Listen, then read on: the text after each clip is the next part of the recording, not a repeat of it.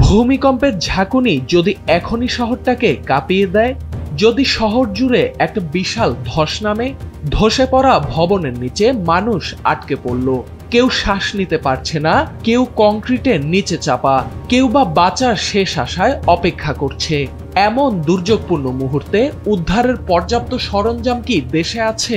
টানা 3 বারের কম্পনে এই প্রশ্ন এখন সামনে আসছে জোরালোভাবে।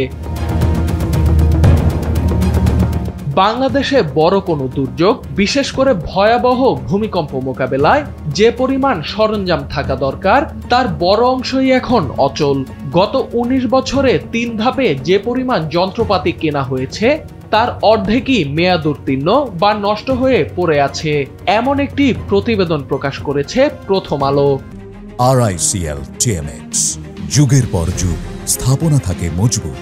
আধুনিক উদ্ধার সরঞ্জামের মাধ্যমে ফায়ার সার্ভিস ও সশস্ত্র বাহিনীকে শক্তিশালী করতে সর্বশেষ 2021 সালে নেওয়া হয় 1851 কোটি টাকার প্রকল্প। এই প্রকল্পে 20 ধরনের সরঞ্জাম কেনার কথা থাকলেও 4 বছরে সরবরাহ হয়েছে মাত্র 20%। এদিকে দুর্যোগ ব্যবস্থাপনা ও ত্রাণ মন্ত্রণালয়ের প্রতিবেদনে দেখা গেছে সশস্ত্র বাহিনীর কাছে দেয়া 20 শ্রেণীর 860টি সরঞ্জাম অচল, মেরামত প্রয়োজন 33 শ্রেণীর 191টি যন্ত্র। নষ্ট হয়ে যাওয়া যন্ত্রগুলোর মধ্যে আছে spreader ram, jack, breathing operators, crane, excavator, concrete cutter, power chains, manual drill, hydraulic excavator ও হুইল ড্রেজার।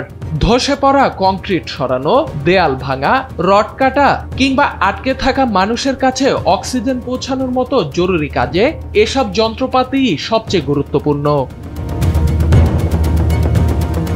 ফায়ার সার্ভিস সূত্র বলছে 7 শ্রেণীতে মোট 35 ধরনের যন্ত্রপাতি তাদের প্রয়োজন।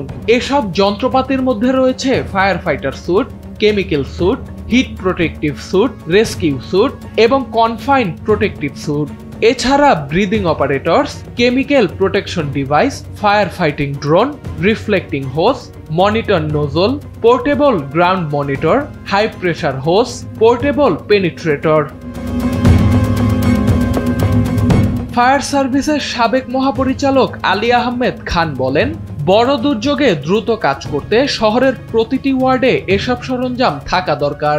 সবচেয়ে বড় সমস্যা প্রশিক্ষিত জনবলের অভাব।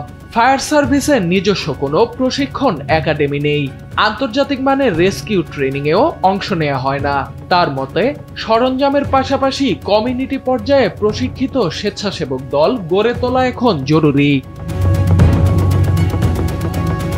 2021 সালে বরাদ্দ হওয়ার পরও 4 বছরে কেন সরঞ্জাম কেনা গেল না, এ বিষয়ে জানতে চাইলে প্রকল্প পরিচালক কাজী শফিকুল আলম জানান, শুরুতে সরাসরি ক্রয়ের সুযোগ থাকলেও পরে তা পরিবর্তন করে উন্মুক্ত দরপত্রের সিদ্ধান্ত নেয়ায় অনুমোদন পেতে সময় লেগেছে। ফলে 4 বছরে কেনা গেছে মাত্র 20% সরঞ্জাম। তবে বাকি 2 অর্থ বছরে অবশিষ্ট 80% সরঞ্জাম সংগ্রহ করা সম্ভব বলে তিনি আশা প্রকাশ করেন। সোহান আল রাজি, NPB।